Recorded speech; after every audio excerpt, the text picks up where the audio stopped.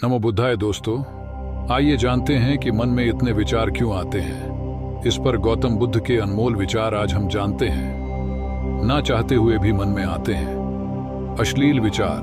बुद्ध की इस अमृतवाणी से विचारों में आएगा बदलाव। मन में कई तरह के विचार आते हैं। कभी कभी तो ना चाहते हुए भी मन में अश्लील विचार आ जाते हैं। लेकिन महात्मा गौतम बुद्ध की इस कहानी से आपके विचारों में बदलाव आएगा।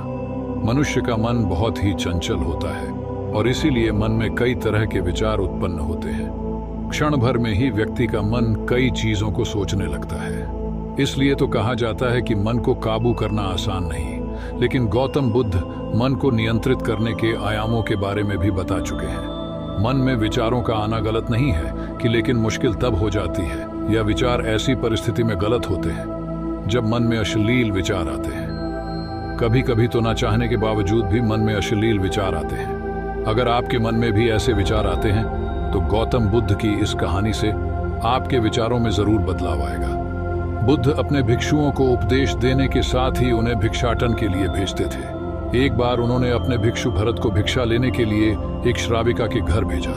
भरत पूरे रास्ते मन में यह सोचते हुए श्राविका के पास गया कि आखिर आज भिक्षा में क्या भोजन खाने को मिलेगा। क्योंकि भरत चंद्रवंश के राजकुमार थे और बुद्ध के सानिध्य भिक्षु के रूप में दीक्षित हुए थे, हमेशा भरत को महल में खाने के लिए स्वादिष्ट पकवान मिलते थे। लेकिन आज भिक्षा के रूप में उसे जो भी मिलेगा संतुष्ट होना पड़ेगा। श्राविका के घर पहुंचकर भरत ने भिक्षा मांगी। श्राविका ने भरत को बैठने के लिए कहा और भोजन लाने के लिए घर के भीतर चली गई। इधर भरत फिर से अपने प्रिय भोजन के बारे में सोचने लगे और जैसे ही श्राविका भोजन लेकर आई तो भरत अचंभित रह गए।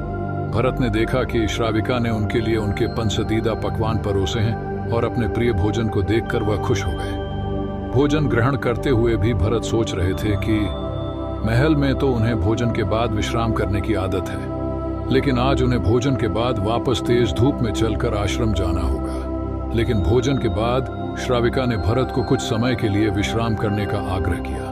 भरत फिर से खुश हुए कि आखिर आज उनके मन की सारी इच्छाएं कैसी पूरी हो रही हैं।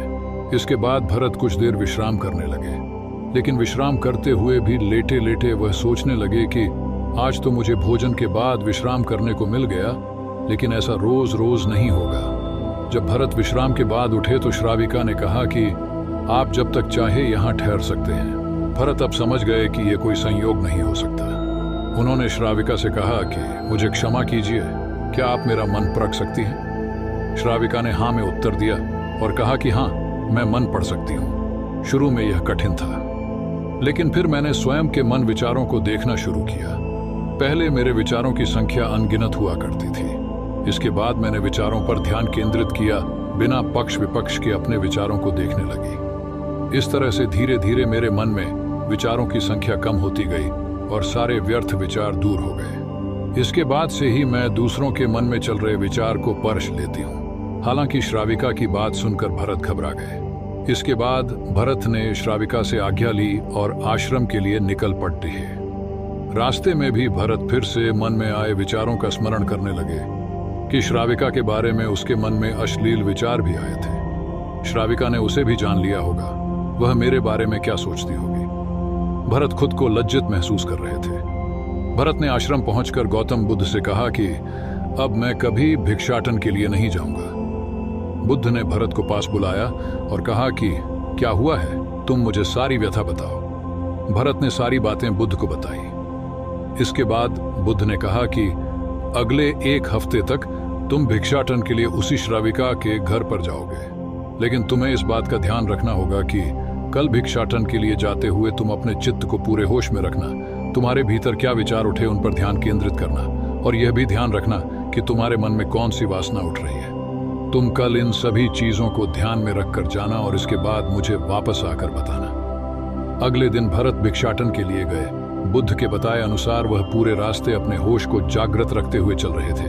जब श्राविका का घर आया तो भरत ने भिक्षा मांगी। उसके भीतर कोई वासना नहीं थी और ना ही कोई विचार उत्पन्न हो रहे थे, क्योंकि उसने अपने मन को पूरी तरह जागृत रखा था। भरत ने भिक्षा ली और आश्रम चला गया। भरत ने बुद्ध को प्रणाम किया और कहा कि आज उसे जिस आनंद की अनुभूति हुई वह पहले कभी नहीं हुई। दोस्तों, आपने आज के इस वीडियो से क्या सीखा वो आप कमेंट में जरूर बताएं और इस वीडियो को उस इंसान को शेयर करें जिसे यह कहानी सुनने की जरूरत है। ऐसे ही ज्ञान के लिए हमारे YouTube चैनल को सब्सक्राइब करें और वीडियो अच्छा लगा तो लाइक जरूर करें। तो चलिए फिर मिलते हैं ऐसी ही एक और नई वीडियो में नए मैसेज के साथ। तब तक के लिए अपना ख्याल रखिए। धन्यवाद।